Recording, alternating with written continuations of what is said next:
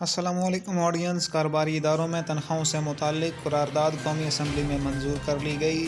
یہ قرارداد Pakistan Peoples party کی جانب سے پیش کی گئی اور مزید اس ضمن میں کیا کہا گیا، یہ سب کچھ اس ویڈیو کا حصہ ہے، تو جڑے رہیے ہمارے ساتھ۔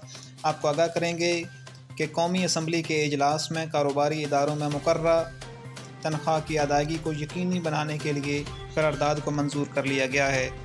تفصیلات کے مطابق ڈپٹی اسپیکر قومی اسمبلی غلام مصطفیٰ شاہ کی زیر صدارت اجلاس میں پاکستان پیپلز پارٹی کے رکن آغا رفیع اللہ کی جانب سے قرارداد پیش کی گئی۔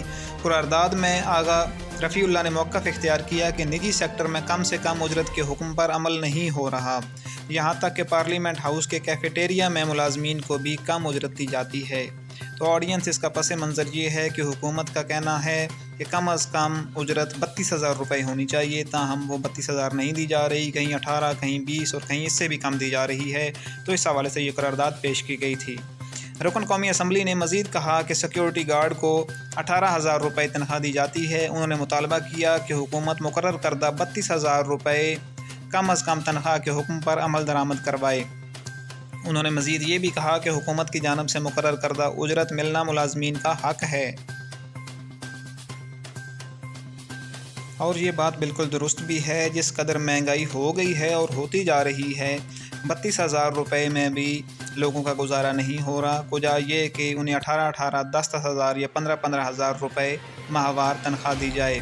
اجلاس میں وزیر خزانہ محمد اورنگزیب نے آغا رفیع اللہ کے نقطۂ اعتراض پر جواب دیتے ہوئے کہا کہ گورنمنٹ سیکٹر میں کم از کم اجرت کے حکم، حالانکہ یہ بات مکمل طور پر درست نہیں ہے، کیونکہ ابھی بھی سکولوں میں 8,000 اور 4,000 روپے کی اجرت پر ملازمین سویپر اور کیئر ٹیکر جابز کر رہی ہیں۔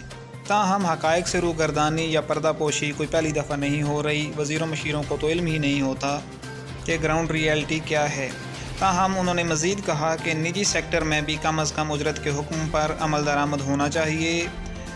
آخر میں انہوں نے جو بولے وہی بوا کھولے کی کہاوت پر عمل کرتے ہوئے یہ سب کیا کرایا رفیع اللہ صاحب پر ڈالنے کی کوشش کی اور کہا کہ معزز رکن حکومتی حکم نامہ پر عمل نہ کرنے والے سیکٹر کی نشاندہی کریں، یعنی یہ نشاندہی بھی رفیع اللہ صاحب کو کرنی چاہیے، حکومت کچھ نہیں کرے گی۔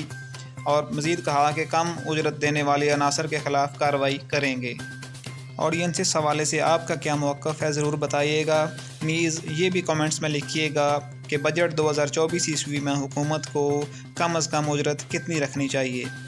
پتہ نہیں ملتی ہے یا نہیں، لیکن کم از کم مقرر تو ہونی چاہیے۔